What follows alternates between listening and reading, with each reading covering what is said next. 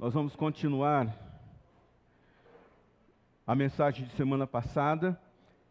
Eu até ia fazer um resumo aqui para você, mas eu não vou fazer isso não para poder ganhar tempo. Como é que você tem acesso à mensagem da semana passada? Lá no nosso canal do YouTube, está lá, você poderá acessar o conteúdo que está lá da semana passada, e você então vai conseguir fazer o link necessário para você entender o fechamento dessa mensagem, que não é uma série. Eu dividi a mensagem em duas etapas. Só o esboço dessa mensagem tem 51 páginas.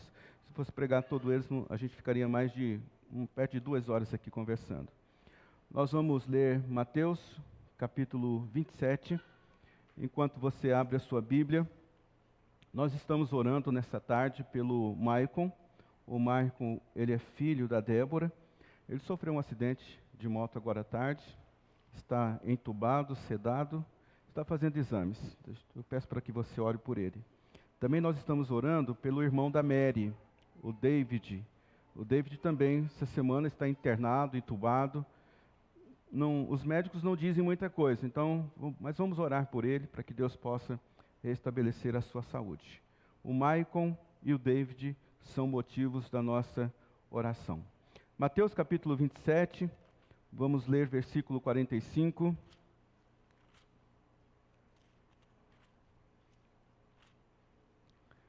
Está aqui. Houve trevas sobre a terra, do meio-dia às 3 horas da tarde, e por volta das 3 horas da tarde, Jesus bradou em alta voz: Eloi, Eloi, lama sabachthani, que significa: meu Deus, por que me abandonaste? E quando alguns dos que estavam ali ouviram isso, disseram: ele está chamando Elias. E imediatamente um deles correu em busca de uma esponja, embebeu-a em vinagre, colocou-a na ponta de uma vara e deu a Jesus para beber. Mas os outros disseram: deixam-no, vejamos se Elias vem salvá-lo. E depois de ter bradado novamente em alta voz, Jesus entregou o Espírito. E naquele momento, o véu do santuário rasgou em 2 partes, do alto a baixo. A terra tremeu, as rochas se partiram e os sepulcros se abriram. E os corpos de muitos santos que tinham morrido foram ressuscitados. E saindo dos sepulcros, depois da ressurreição de Jesus, entraram na cidade santa e apareceram a muitos. Quando o centurião e os que com ele vigiavam Jesus viram o terremoto e tudo o que havia acontecido, ficaram aterrorizados e exclamaram: verdadeiramente, este era o Filho de Deus. Até aqui. Verdadeiramente, este era o Filho de Deus. Vamos orar mais uma vez nessa manhã? Pedimos a bênção do Senhor sobre nossas vidas nesse momento, ó Deus. Enquanto o nosso coração está exposto à Tua Palavra, faça com que ela alcance, assim, o lugar mais profundo da nossa alma, do nosso entendimento. Abre nessa noite o nosso entendimento, nos dá uma nova mentalidade, nos abençoa enquanto nós estamos ouvindo a Tua Palavra.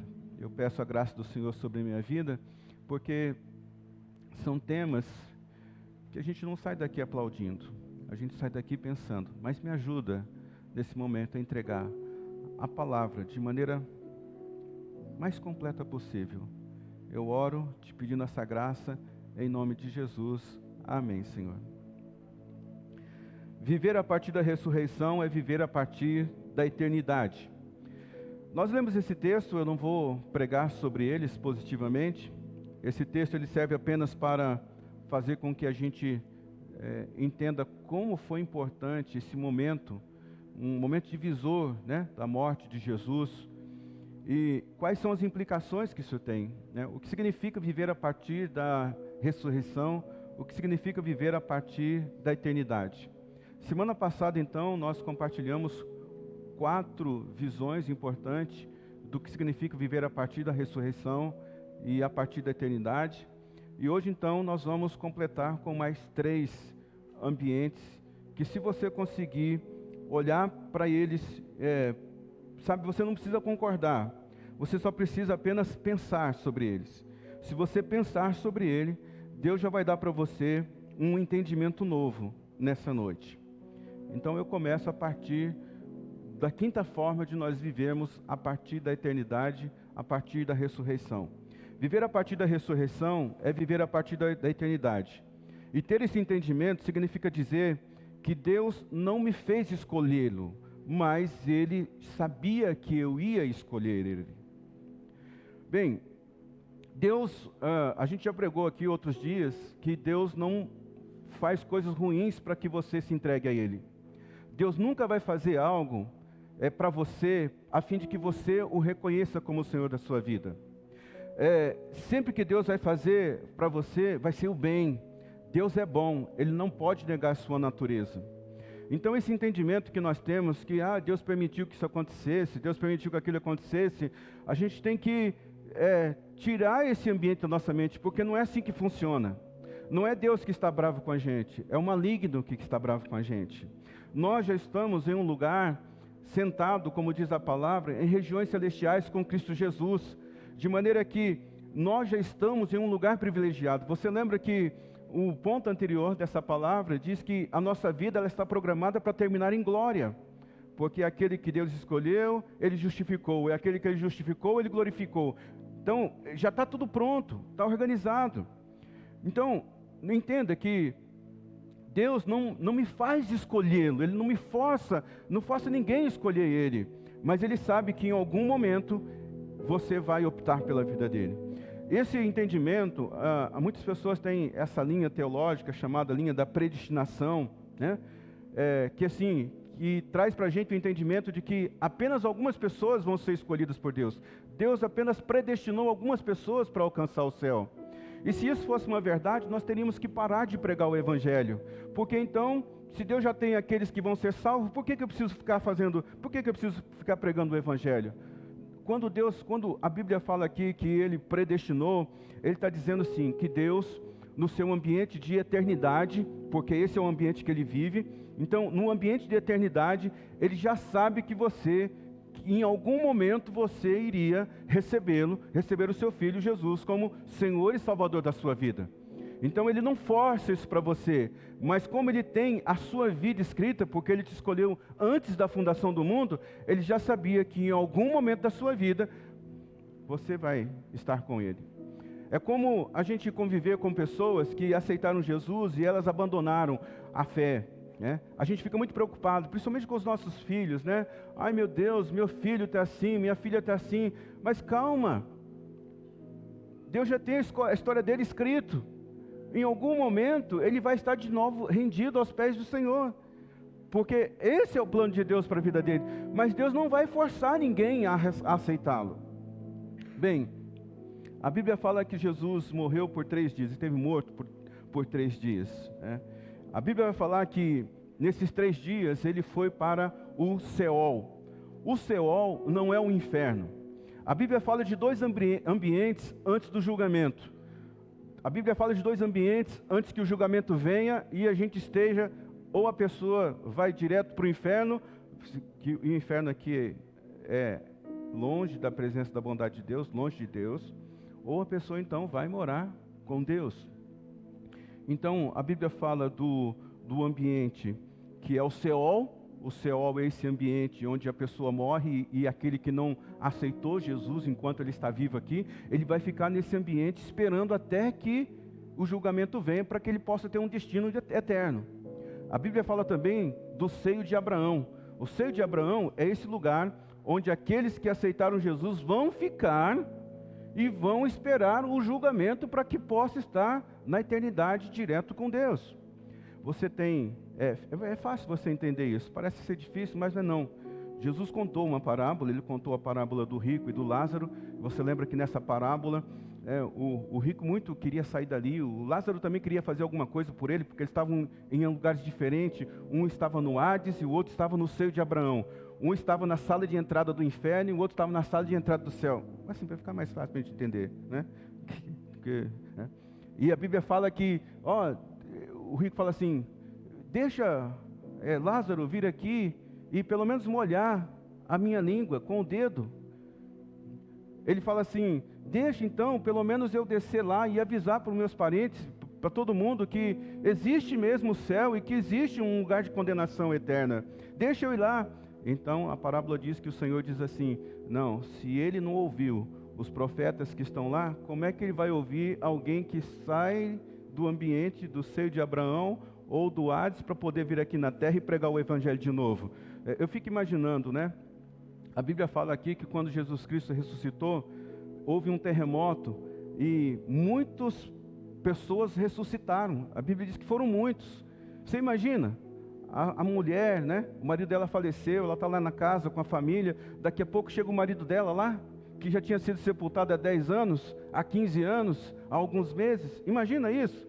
Às vezes a gente lê as Escrituras e a gente não para poder, assim, pensar nesses detalhes. Mas a Bíblia diz que isso aconteceu. Que quando Jesus entregou o Espírito dele para Deus, houve um terremoto, e de maneira que muitos justos foram ressuscitados. Então, o Hades é esse lugar de espera. Então, o texto que nós lemos aqui de João, vai dizer que Maria vai ao sepulcro, ela vê que está vazio, ela corre e vai falar para os discípulos vêm correndo até o túmulo, ela vem junto, os discípulos entram, certificam que o túmulo está vazio, mas ela fica ali na porta do túmulo chorando. E então ela está chorando, ela vê um homem, e ela pensa que aquele homem é o jardineiro do local. E ele pergunta: por que você está chorando assim? Quem você está procurando? E então ela começa a conversar com o próprio Jesus. Você percebeu isso no texto de João, que nós lemos aqui no momento da ceia? Ela começa a conversar com Jesus. E quando ela está conversando com Jesus, você prestou atenção na fala de Jesus? Jesus diz assim: Maria, não me segure, porque eu ainda preciso ser glorificado lá com meu Pai. Alguns teólogos entendem que quando Jesus disse assim para Maria: Maria, não me segure, porque a Bíblia vai dizer que Jesus, nesses 3 dias, ele foi até o Seol e pegou muitos que estavam ali e levou eles para o céu. E alguns teólogos acham que quando Maria se encontra com Jesus ali na porta do túmulo, e Jesus diz para ela: não me segure, eu ainda não fui glorificado. É esse momento em que Jesus sai do Seol com os santos, e ele está indo para ser glorificado. Então ele diz para Maria: Maria, não me segure, eu ainda não fui glorificado. Agora entenda isso.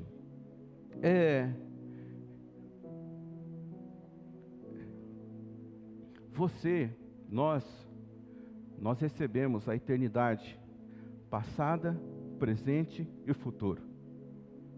Assim como Jesus é o que era, Jesus é o que é, Jesus é o que há de vir.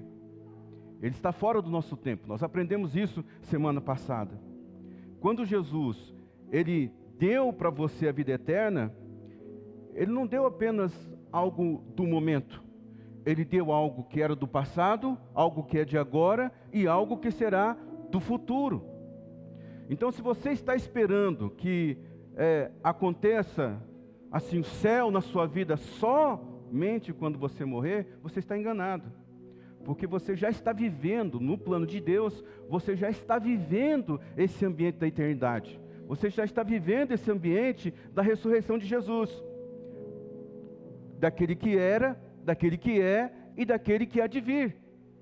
Então, se você imaginar, né, sim, é muito difícil a gente afirmar isso, mas quando Jesus ele pega essas almas que estão ali no Seol, e ele os leva, os transporta para o céu,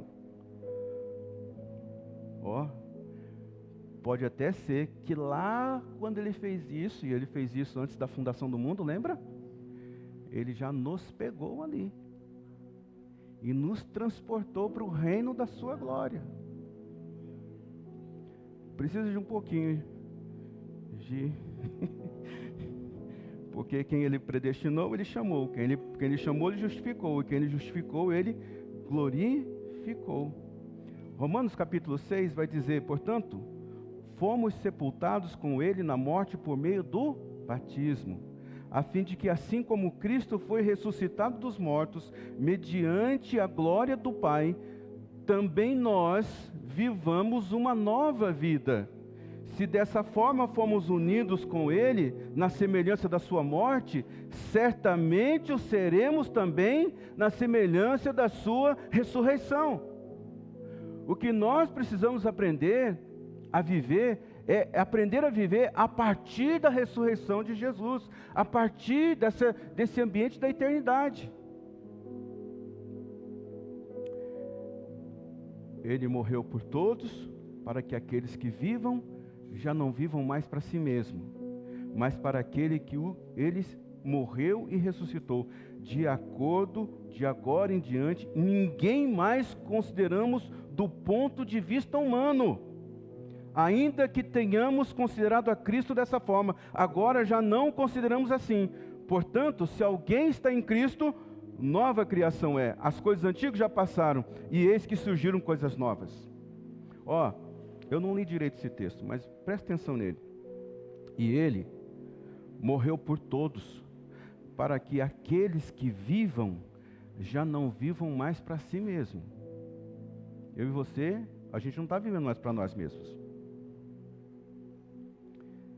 Bem, mas para aquele que por eles morreu e ressuscitou, de modo que de agora em diante a ninguém mais consideramos do ponto de vista humano. Lembra que nós falamos semana passada que nós temos como novas criaturas, nós somos criaturas bidimensional, nós vivemos tanto na terra quanto no céu. Essa realidade já é nossa, nós já estamos inseridos nela. Por isso que o texto vai dizer que você não pode mais olhar a vida do ponto de vista humano, porque agora em Cristo você é uma criatura bidimensional. Você é capaz de viver tanto a realidade do céu, da terra, quanto a realidade do céu, simultaneamente. Então, você acredita no arrebatamento? Imagina se alguém morrer. Eu não sei se você tem essa coragem. Uma pessoa morreu, você chega ali na esquife, no caixão, e fala: Pai, em nome de Jesus, ressuscita essa pessoa. Se você fizer essa oração em um velório, que vai... É assim mesmo. No entanto, como é que nós cremos num Jesus ressurreto? Não é incompatível a gente crer num Jesus ressurreto, mas a gente não fazer uma oração para uma pessoa ser ressuscitada? Quando você recebeu Jesus, você recebe a vida eterna, passada, presente e futuro. Sexto, viver a partir da ressurreição é viver a partir da eternidade. Então preste atenção nisso. A vida é sobre as pessoas que vieram antes de você, as pessoas que estão com você e as pessoas que vêm depois de você. Vai ficar fácil a gente ter esse entendimento quando a gente lê Hebreus. Hebreus capítulo 11, você precisa ler o capítulo 11 e o capítulo 12, para que você possa ter um entendimento completo acerca desse texto. Hebreus capítulo 11 é a história de pessoas que serviram a Deus. E Deus prometeu para elas coisas incríveis. Deus prometeu para elas coisas extraordinárias. O capítulo 11 vai falar que Enoque andou com Deus, por isso ele não foi mais achado entre os vivos. A Bíblia vai dizer que pela fé Noé construiu aquela arca, mesmo sem nunca ter visto chuva. A Bíblia vai dizer que pela fé Abraão e Sara, eles acreditaram que eles poderiam ter um filho da promessa. Agora, olha para a biografia de Sara. Você se lembra que quando o anjo aparece na porta da tenda de Abraão, e ele diz assim: Abraão, o ano que vem, na primavera, eu vou voltar aqui e a sua mulher Sara vai estar grávida. Você lembra que Sara está atrás da cortina, e ela sorri, e o anjo pergunta para ela: Sara, por que você riu? E há aquele diálogo ali entre eles, diz: não, eu não sorri não, que negócio é esse? Não, você riu sim. Tanto é que o nome Isaac significa o quê? Sorriso, ou aquele, talvez a melhor tradução para o nome Isaac é Deus ri por último. Porque, Mas assim, no final da vida de Sara, como é que Deus trata Sara? Como uma mulher cheia de fé. Então veja, aquele que ele predestinou, ele chamou. Aquele que ele chamou, justificou. Aquele que ele justificou, glorificou. Seus dias estão destinados a terminar dias de glória. Mas capítulo 11 de Hebreus, então, é esse capítulo, né? Quando chega no versículo 32, o autor diz assim: que mais direi? Eu não tenho tempo para falar de Gideão, de Baraque, de Sansão, de Jefté, de Davi, de Samuel, os profetas, os quais pela fé conquistaram reinos, praticaram a justiça, alcançaram o cumprimento de promessas, fecharam a boca de leões, apagaram o poder do fogo, escaparam ao fio da espada, da fraqueza tiraram força, tornaram-se poderosos na batalha, puseram em fuga exércitos estrangeiros. Diz o texto: houve mulheres que pela ressurreição tiveram de volta os seus mortos. Você lembra lá né? Alguns foram torturados e se recusaram a ser libertos. Não, eu vou continuar aqui, eu confio em Jesus, eu creio em Jesus, e eu não vou sair da prisão porque você está falando para eu negar a fé. Outros enfrentaram zombarias, açoites, outros ainda foram acorrentados e colocados na prisão, apedrejados, cerrados ao meio, posto à prova, mortos ao fio da espada.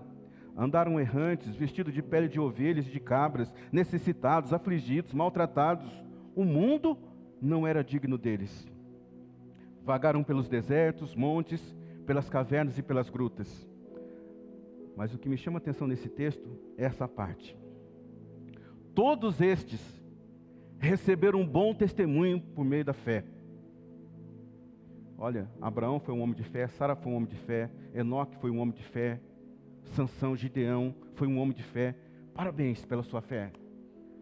Mas o texto continua dizendo assim: no entanto, portanto, porém, nenhum deles recebeu o que havia sido prometido. Espera aí.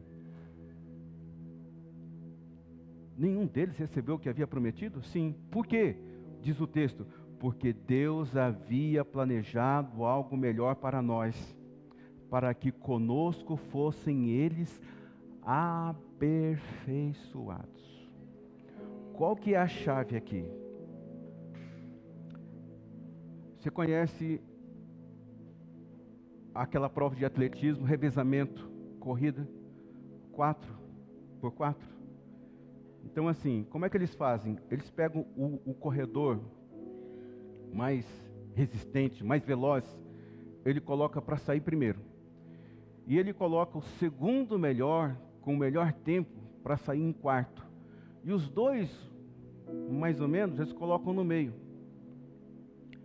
Então, no revezamento, aquele que corre mais rápido, sai na frente correndo, depois ele passa o bastão para o que é o mais fraco, depois passa para o mais fraco, depois ele passa o bastão para o último, que também não é o melhor corredor, mas ele é o segundo melhor, e ele pega o bastão e ele vai, atravessa a linha da chegada, e agora eles vão receber um prêmio. Quem é que recebe o prêmio?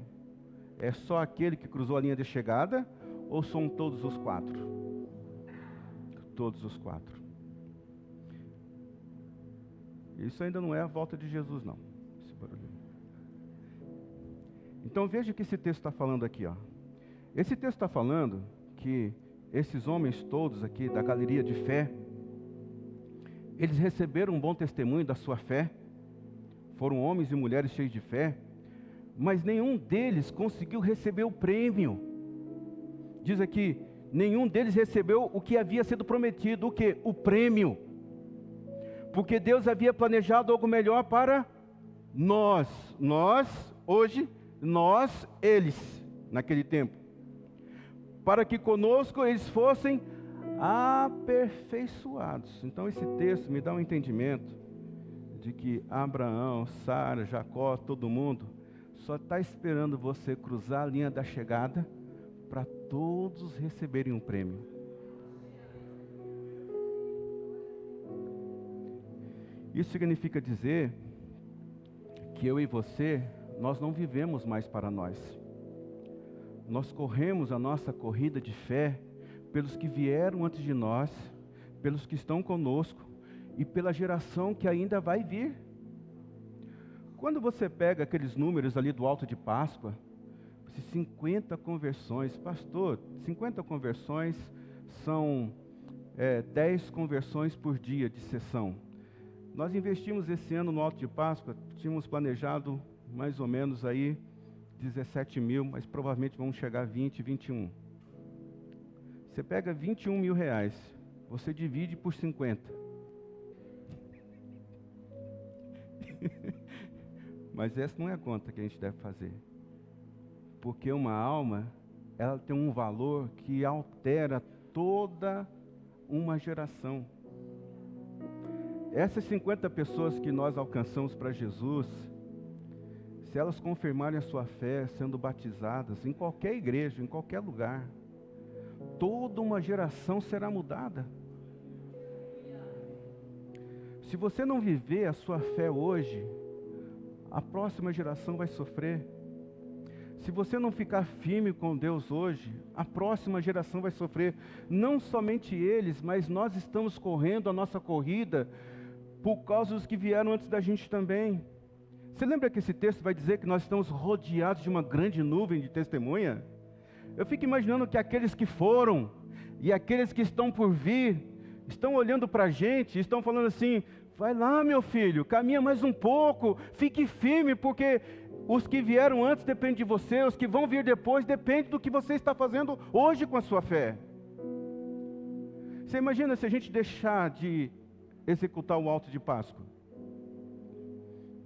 Quantas pessoas vão sofrer? Eu só estou dando um exemplo assim de um evento ponte que a gente faz.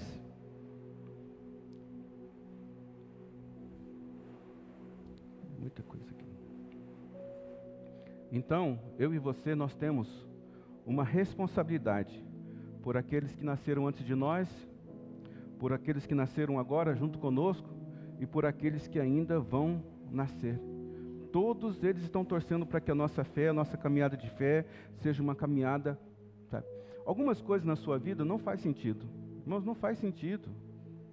Às vezes a gente olha para a nossa vida assim e fala: meu Deus, isso aqui não faz sentido de jeito nenhum. Não faz sentido agora. Não faz sentido nesse momento. Mas quando você olhar o quadro todo, você vai ver por que você viveu o que você viveu. Em 1 Reis, capítulo 13, fala a história de um rei chamado Jeroboão. Ele viveu no ano 907 a.C. Deus unge esse homem. Deus separa esse homem para ser um rei. Mas depois que esse homem recebe a posse de rei, ele se torna um dos piores reis de Israel. Ele destrói o templo do Senhor, ele constrói poste ídolos, ele leva toda uma geração a adorar Baal. Então a Bíblia vai falar que, lá em 1 Reis capítulo 13, que um profeta sem nome entra na câmara do rei. O que é a câmara do rei? É mais ou menos como se fosse um quarto do rei. O quarto de repouso do rei. Se você hoje fosse falar com o presidente da república, você tem que passar por um monte de... Naquela época também. Para falar com o rei não era um negócio fácil, você não ia entrando lá na câmara do rei. Eu não sei como é que esse cara conseguiu entrar lá, mas a Bíblia diz que ele entrou. Ele entrou na câmara do rei e ele disse assim: Rei Jeroboão, Deus vai derrubar esses altares, Deus vai derrubar esses falsos profetas. E antes que ele terminasse, antes que o profeta sem nome terminasse de falar, o rei levanta o braço, chama o guarda e diz assim: prenda esse homem. E a Bíblia diz que a hora que o rei levanta o braço, diz para prender aquele homem, o braço do rei fica parado assim, ó. Ele não consegue voltar ao normal. Então o profeta tem que vir e orar para que Deus pudesse consertar o braço do rei. Bem, todo mundo ficou naquela expectativa. É o próximo rei que vai fazer isso. É o próximo governante que vai destruir toda essa idolatria aqui em Israel. Acontece que quando você chega lá em 2 Reis, capítulo 22, a gente está falando aí no ano 637 a.C., então nós estamos falando de 329 anos depois. 329 anos depois que aquele profeta sem nome entra na câmara do rei e diz assim: rei, Deus vai destruir todos os profetas de Baal, Deus vai destruir todos os postes ídolos. 320 anos depois, surge um rei chamado Josias. E esse homem, ele assume o reinado com 8 anos de idade. E a Bíblia diz que ele começou a reinar, ele reinou por 30 anos em Jerusalém. E a Bíblia vai dizer que ele andou nos passos do seu pai Davi. Só que quando você vai pesquisar a genealogia de Josias, Davi não faz parte, nenhum momento da vida de Josias. Ele não está na linhagem de Josias. Mas o que acontece aqui? Quando esse profeta ele entra na câmara desse rei, e ele fala que Deus vai destruir todos os ídolos da nação, é como se 329 anos, aquela atmosfera estivesse em gestação de um novo tempo, que só vai acontecer na vinda de Josias, porque Deus está olhando isso do ponto de vista da eternidade. Nós estamos olhando do ponto de vista do tempo cronológico da terra. Veja como é importante o que você está fazendo agora com a sua fé. Quando as pessoas vão receber a recompensa da sua fé hoje? A gente não sabe se vai ser o ano que vem, se vai ser daqui 329 anos. Quando o texto diz aqui que Josias caminhou nos caminhos do seu pai Davi, o seu predecessor, sem se desviar para a direita ou para a esquerda, Davi viveu muito tempo antes desse homem. Agora Davi fez um negócio que ninguém jamais fez. O que Davi fez? Ele implantou uma nova forma de adoração a Deus. Você deve se lembrar que havia uma prescrição de como deveria Deus ser adorado. Então tinha o Santo do Santo. O sacerdote tinha que entrar lá uma vez por ano, apresentar todo mundo lá. Eles entravam com uma corda amarrada pelos lombos, porque se o profeta estivesse em pecado, ele iria morrer. Então, se eles ouvissem um sininho que colocava no profeta parasse de funcionar, é porque ele tinha morrido. E ele então puxava pela corda o profeta, morto. Mas Davi, você lembra que quando ele busca a Arca da Aliança, que está lá na casa não sei de quem, quando ele traz a Arca da Aliança, ele constrói um tabernáculo, coloca a aliança no meio, a Arca da Aliança no meio, e diz assim: nós vamos começar a adorar Deus 24 horas por dia. Chama todos os sacerdotes aqui, vamos lá para frente da arca. Eu fico imaginando os caras que leram a Bíblia, né, porque eles não tinham a Bíblia como a gente tem hoje. O sacerdote lembrando que só podia entrar lá quem tivesse muito, assim, sem pecado, santo, né? Só o sacerdote podia estar.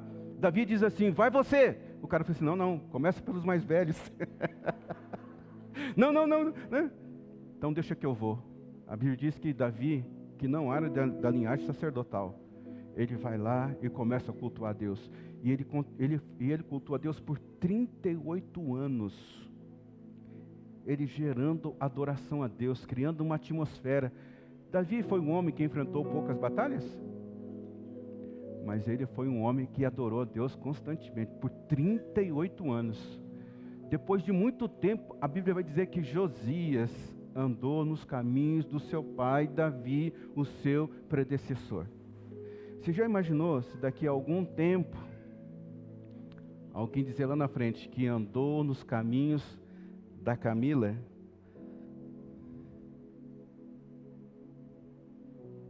Do neto? Então você não está vivendo só para você. Você está vivendo para os que vieram antes de você, você está vivendo para as pessoas que estão com você agora, e você está vivendo para as pessoas que ainda vão existir.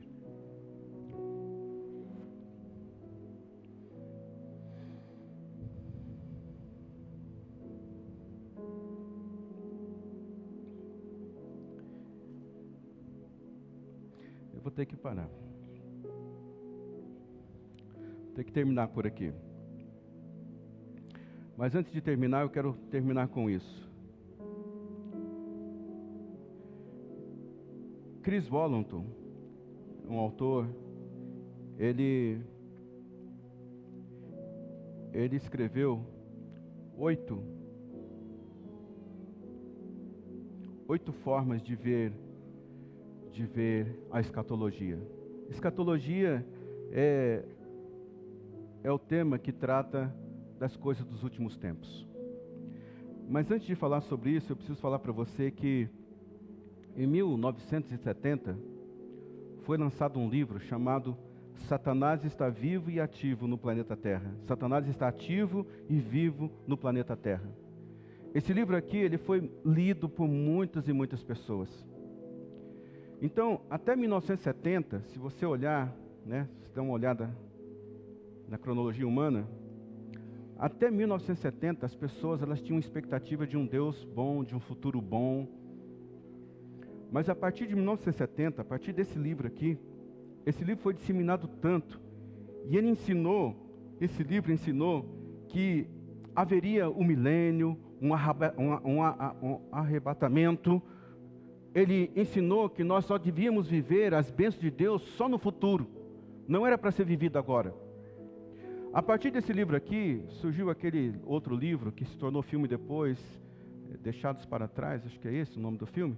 Aquele que tem gente no avião, daqui a pouco some um monte de gente, eles ficam sozinhos ali, né? Esse filme é uma desgraça para a fé cristã. Porque fez a gente criar um entendimento de que as nossas recompensas só estão lá no final. Você vê como que a gente é fácil a gente pegar as promessas de Deus e jogar lá para os milênios, mas pegar todas as desgraças do mundo e trazer para a gente agora? Mas não foi isso que não é isso que a Bíblia diz.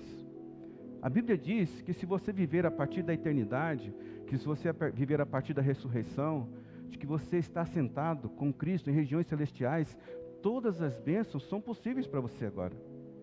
Esse próprio exemplo que eu dei para você de Davi, ele implementou uma nova maneira de cultuar a Deus. Sabe o que Davi fez? Davi enxergou um tempo em que não se precisaria mais de sacerdote para poder falar com Deus. É o tempo que a gente está vivendo. Você pode falar com Deus. Você não precisa de nenhum sacerdote para você falar com Deus, para interceder a Deus pelos seus pecados. Davi meio que viu isso no futuro e trouxe isso para o tempo presente dele. Então, Davi viveu graça no tempo da lei.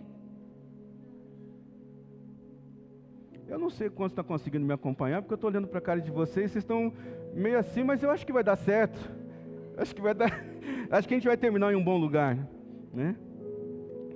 Então, como esse livro, ele tirou a possibilidade de um futuro, esses ensinos escatológicos, tirou das pessoas a possibilidade das pessoas sonharem com um futuro com Deus, um futuro abençoado, né? E quando não há futuro, quando você não profetiza sobre o futuro, cria-se um vácuo.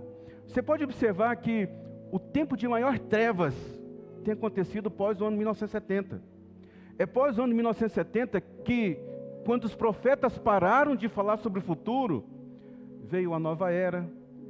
Eu não sei se você conhece disso, mas quando você estava em 1980, 1990, tinha-se muito ensino combatendo a nova era, porque era a nova era dizia que Deus está nesse vaso aqui, ó. Você pode adorar Ele sem problema nenhum, Deus está aqui, ó. E aí a gente chegou onde a gente chegou. Nós saímos de cena da política, saímos de cena do governo, saímos de cena de tudo, e as trevas vieram e tomaram conta desse negócio. Por quê? Porque foi ensinado que a gente não teria, as nossas bênçãos só estavam no futuro, não estava para agora. Mas vamos lá. Eu vou terminar com isso. 8 valores escatológicos essenciais, de Chris Vallotton. Primeiro, eu não vou abraçar uma visão de fim do mundo que empodera novamente um diabo sem poder. Quando Jesus nasceu, crucificado, ressuscitado, pisou na cabeça da serpente. Acabou. Sabe, não sei como é que chama esse negócio no boxe, mas quando foi na lona, nocaute. Já perdeu a contagem, não levanta mais. Segundo, não vou aceitar uma escatologia que tira o futuro dos meus filhos e cria uma mentalidade que mina uma mentalidade de viver um legado. Sua vida é uma vida que está deixando um legado. Sua vida diz respeito às pessoas que vieram antes de você, às pessoas que estão com você e às pessoas que vão vir depois de você. Terceiro, não vou tolerar qualquer teologia que sabote o mandamento claro de Jesus de fazer discípulo das nações e a oração do Senhor para que seja na terra como é no céu. Quarto, não permitirei nenhuma interpretação das Escrituras que destrua a esperança para as nações e prejudique o meu comando de restaurar cidades arruinadas. Você é a solução para esse mundo. Quinto, não abraçarei uma escatologia que muda a natureza de um Deus bom. Deus não faz mal para ninguém. Nenhum mal que está acontecendo na sua vida é para você aceitar Jesus. Quem está fazendo mal para a sua vida é o maligno. E Jesus veio para destruir as obras do maligno. Sexto, eu me recuso a aceitar qualquer mentalidade que celebre más notícias como um sinal dos tempos. Um requisito necessário para o retorno de Jesus. Nós vivemos uma semana muito difícil na nossa cidade. Pessoas tiraram a sua própria vida, houve acidentes de jovens. Na nação, nós ainda estamos sofrendo com aquelas crianças lá, não é? A gente olha para essas coisas e a gente diz assim, isso aqui é um sinal dos fins dos tempos. Não. O sinal dos fins dos tempos é que a glória do Senhor está correndo tanto, cobrindo a terra assim como as águas cobrem o mar.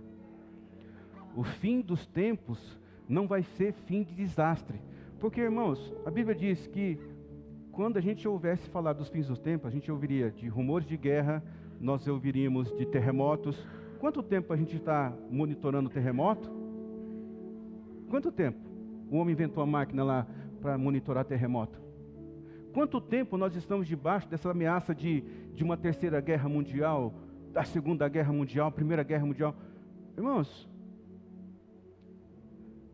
o que vai crescer nesse mundo não são as trevas, é a luz do Senhor, é a glória do Senhor. Sétimo, eu me oponho a qualquer doutrina ou posição que empurre as promessas de Deus para um futuro que não pode ser obtido na minha geração e, portanto, tira qualquer responsabilidade que eu tenho de acreditar em Deus nelas para o meu tempo de vida. As promessas de Deus são para agora, é para já.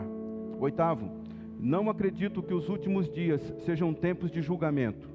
Eu acredito que Deus deu à igreja o direito de invocar a ira sobre as cidades pecaminosas. Eu nem acredito que Deus deu à igreja o direito de invocar a ira sobre as cidades pecaminosas. Irmão, no final, o fim dos tempos não é para você temer. O fim dos tempos é para ser temido pelos ímpios, porque a igreja vai julgá-los. São os justos que vão julgar os ímpios. Então, o fim dos tempos não é para mim. Esse negócio de que a besta vai ficar aqui 1000 anos, não sei quantos 1000 anos, e que você vai ficar sofrendo aqui, não, nada disso. Nada disso. O que está preparado para você é terminar os seus dias em glória. Vamos encerrar o culto por hoje. Não fui tão didático quanto gosto de ser, mas tem algumas coisas para você pensar aí durante essa semana. Viver a partir da ressurreição. Viver a partir da eternidade. Vamos nos colocar em pé?